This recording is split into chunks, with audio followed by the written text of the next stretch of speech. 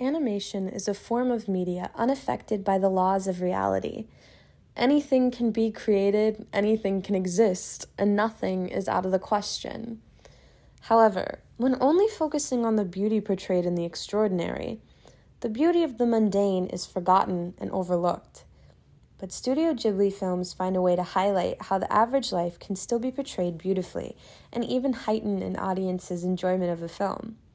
Now, if you know Studio Ghibli films, then your mind likely went to those such as Whisper of the Heart, Ocean Waves, From Up on Poppy Hill, and even Only Yesterday. And don't get me wrong, those are honestly perfect examples of normal, mundane environments that are animated in ways that bring inspiration to those experiencing the everyday life. However, those movies are almost completely grounded in realism and have little to no crossover with fantasy.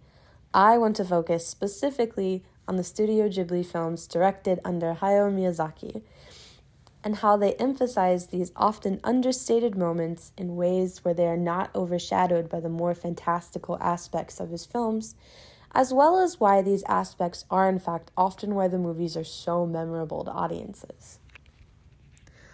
So to understand how the mundane can be equally mixed with the fantastic, you must first understand the thought process of Miyazaki.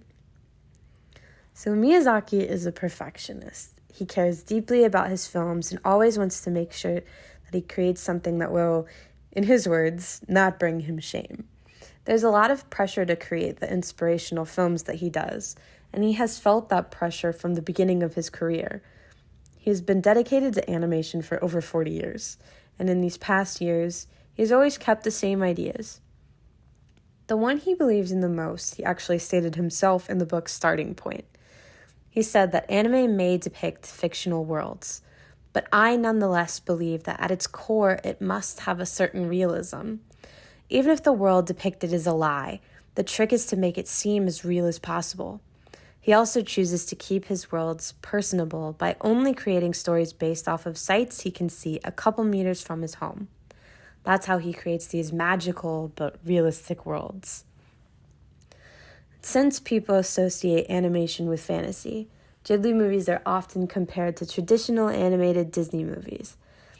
However, something very different between the two is Ghibli's focus on these long sequences of ordinary tasks, instead of the film being pure fantasy that a viewer could only dream of experiencing. Studio Ghibli movies supply nostalgia over relatable moments that have been idolized through animation. What is interesting is that these moments are not simply just B-roll for a film. They're the moments when we as viewers feel connected with the characters. It also connects to the fantasy elements in such a way that makes them even more interesting. A movie about witches is one thing, but a movie about a young witch who goes off on her own and works at a bakery while also creating her own delivery service for the townspeople is quite a different story. An article by Zoe Crombie suggests that the core of a Ghibli feature is in its quiet moments. Little moments where the characters cry or laugh or relax are shown to not be less interesting than epic battles, soaring through the sky on a mythical creature, or even falling in love. Crombie also covers the fact that Shintoism plays a large role in Japanese culture, suggesting that even the Studio Ghibli movies followed the idea that every object is imbued with a spirit. So, if there is life everywhere and in everything, how could anything not be beautiful?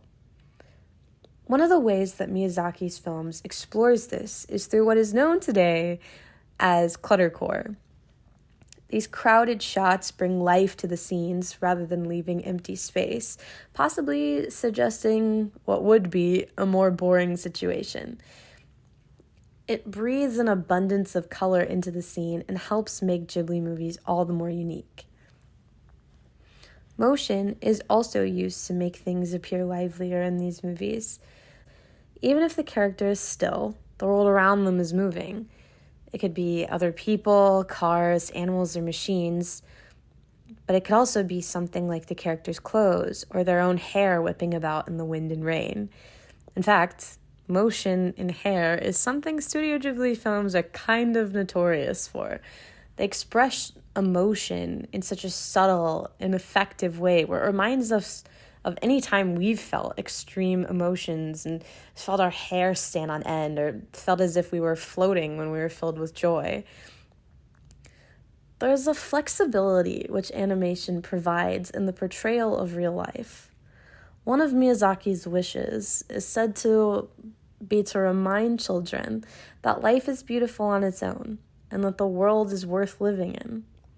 By romanticizing the small, overlooked aspects in life, Miyazaki leaves people inspired by familiar things rather than unattainable things. Even in his films that are heavily rooted in fantasy, such as Spirited Away, there are long sequences of Chihiro working in a bathhouse. And when I was a kid, nothing made my friends and I want to dress up in scrubs and clean the floors more than that. Of course, it didn't hurt, but she was also in a magical realm filled with all sorts of creatures. But the desire to clean came from that specific bathhouse scene. The films emphasize that there's meaning everywhere, meanings that aren't unfamiliar to those of us having to still deal with reality. In the end, Miyazaki is able to portray beauty even in the most normal of situations by thinking about the story world very meticulously. He takes what he sees every day and combines it with his imagination to create something new, yet familiar to audiences. He uses combinations of colorful visual imagery and nostalgic feelings to romanticize the mundane aspects of life. I mean, have you ever not felt a pull on your heartstrings after watching a Miyazaki film?